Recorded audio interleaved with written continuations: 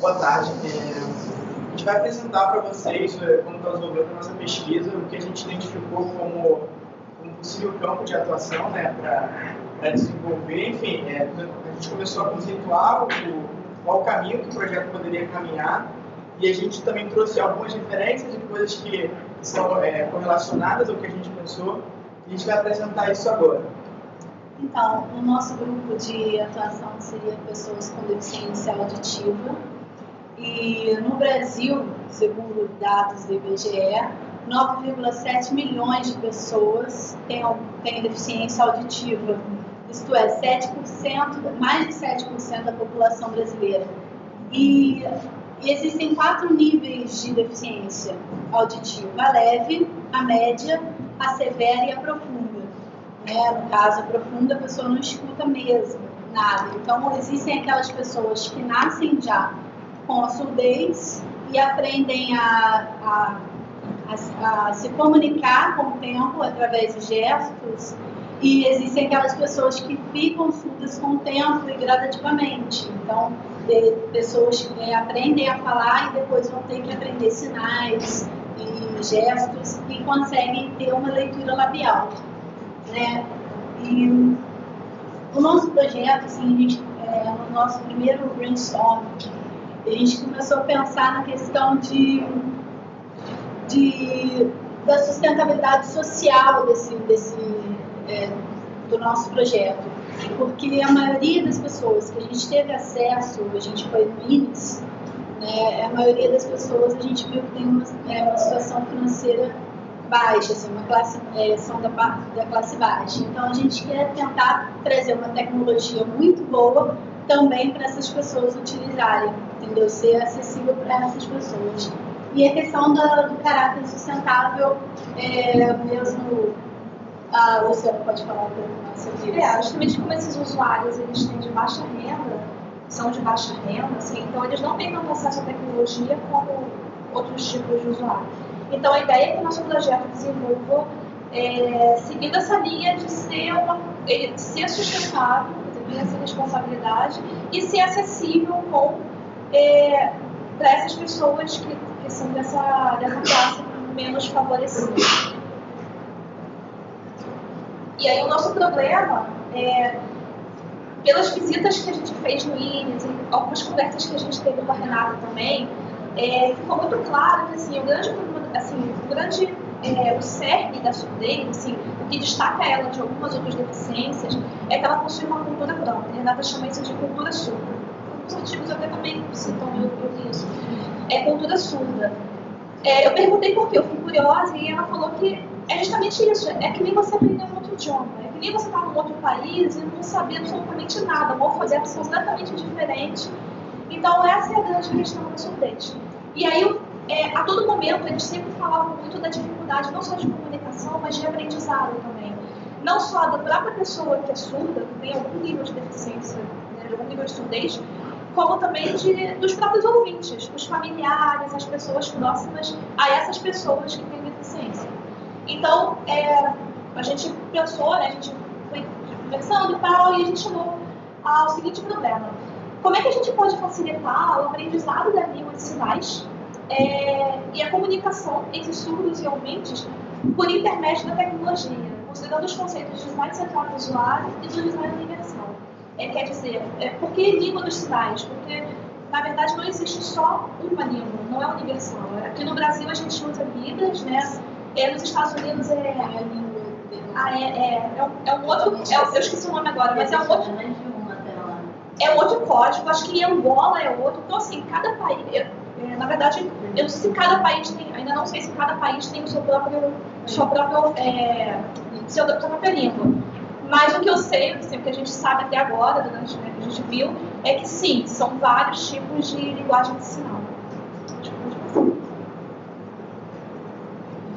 E aí tem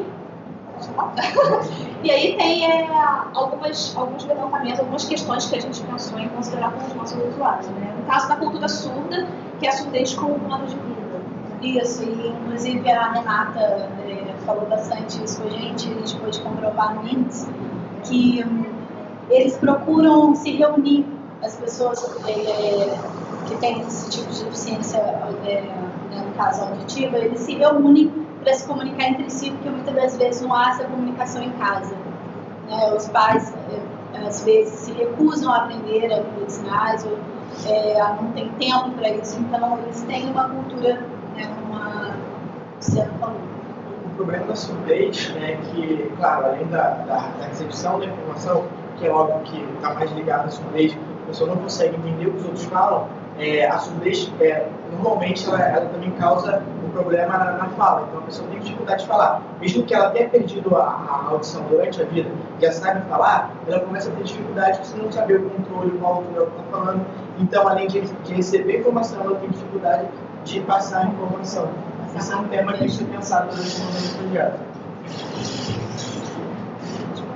E bom, aí, a partir disso, a gente também começou a pesquisar projetos que já sejam voltados para pessoas que têm deficiência auditiva. E a gente vê que, aliás, na maioria dos projetos em que são voltados para qualquer tipo de deficiência, é utilizada a sinestesia, que é a representação de um sentido no meio de outro. Aí esse é um exemplo que foi ainda um projeto que não foi experimental, que foi feito na Universidade de Ryerson, no Canadá. E é uma cadeira que ela tem uma gama de sensores e a pessoa senta ali e é mais ou menos aquela ideia de transformar a música em questão de vibração e ser algo mais tátil. E, inclusive, eles estão querendo avançar isso e fazer um show que tenha os assentos sejam só dessas cadeiras e seja um conceito mesmo, um show para cegos. Então já para surdos. Então já tem um pouco essa questão também da cultura surda, de mesmo eles sendo surdos, eles podem ter um conceito de música, podem viver aquela experiência e tudo mais. Os projetos a seguir são mais ou menos em relação a isso também, que é a questão de utilizar a vibração e o tato mais para representar ações. Isso, por exemplo, ele é um fone de ouvido e ele transmite vibrações na cabeça e a pessoa consegue sentir isso, sentir a música. E esse é numa escala menor, que é mais limitada à mão, é só aquela bolinha ali que é livre, enfim, ela tem uma conectividade com o aparelho de música. E aí depois disso a gente também viu outros que também são voltados para a deficiência auditiva, mas aí eles trabalham com a questão de transcrever na língua mesmo, no texto. Que é um pouco mais voltado para o que a gente quer, realmente, trabalhar com a comunicação e o aprendizagem, bastante linguagem. Então, essa é uma pulseira que ela capta áudio e aí ela transcreve em texto, no visor da pulseira. É de um projeto de São Paulo. Esse é um caso de produto que não inovou em si na tecnologia. Só reorganizou as coisas que já existem sistemas de transcrição de áudio em palavras, Então, só reorganizou em forma de pulseira e transformou aquilo em esse sistema que hoje já tem no celular, já tem no computador, vários programas já fazem, e fez isso mais acessível. Esse é um projeto bem legal, assim. Foi desenvolvido nos Estados Unidos por uma equipe totalmente surda de desenvolvedores, acho que só desenvolvedores, não lembro se tinha design. E aí ele segue muito essa linha do aprendizado que a gente está querendo fazer. Ele consegue captar, ele consegue traduzir os gestos e aí ele traduz em texto. Você consegue ver. Não me recordo exatamente se por voz ainda, porque eles ainda estão beta, eles ainda estão testando. Mas é bem interessante. Eles estão fazendo para tablet e aí eles ainda estão catalogando, porque, enfim, são N sinais, famoso. Mas os primeiros testes foram bem satisfatórios, assim. Inclusive tem um projeto de pesquisa bem parecido com esse aqui na CVI. Eles tentam mapear o que são esses movimentos, os movimentos da Libra, e fazer com que isso consiga ser transcrito no software.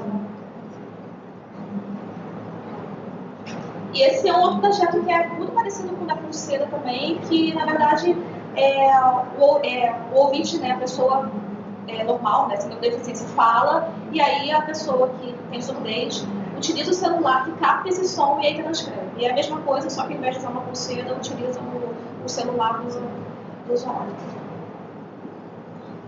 E a gente também partiu para ver outros projetos que não sejam ligados à deficiência auditiva, mas que tem trabalho também essa questão de não utilizar o som e utilizar outros meios. Esse é um despertador, funciona pela vibração, é como se fosse um anel Então, se é um casal, por exemplo, dormindo numa cama, cada um põe o seu nome dele.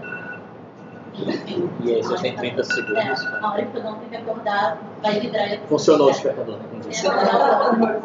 E essa é mais ou menos a mesma ideia, que é um travesseiro também que vibra, então a pessoa delimita ali o horário e ele vai vibrar. E se você está dormindo com outra pessoa, essa pessoa não vai acordar, porque está vibrando só na sua área da sua cabeça.